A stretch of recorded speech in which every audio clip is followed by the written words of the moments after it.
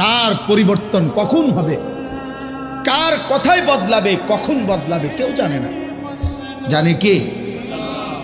ফুজাইল ইবনে ইয়াজ বড় ডাকাত সর্দার ছিলেন। তো গভীর রাতে উনি ডাকাতি করতে গেছেন। তো রাত্রিবেলা যখন গভীর রাতে এক বাড়িতে ডাকাতি করতে ঢুকছে, দরজার সামনে গিয়ে যখন দাঁড়াইছে তখন শুনতেছিল বাড়িওয়ালা ওই সময় আল্লাহর কোরআন পড়তেছে। উনি দরজায় দাঁড়াইয়া শুনতেছে যে বাড়িওয়ালা ভিতর থেকে আল্লাহর কোরআন পড়তেছে, আলাম ইয়ানি লিল্লাযীনা আমানু আন তাখশা কুলুবুহুম লিযিকরিল্লাহ। এই এক আয়াত ওনার কলিজা ছিদ্র করে ফেলছে।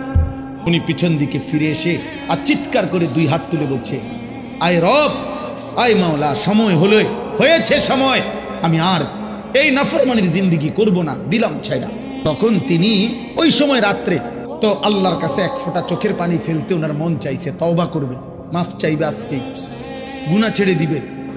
তখন উনি তওবা করে সরাসরি হিজরত করে আল্লাহর ঘর মক্কায় চলে আসছে, আর বাকি হায়াত কাবার পাশেই উনি জীবন কাটাইছে।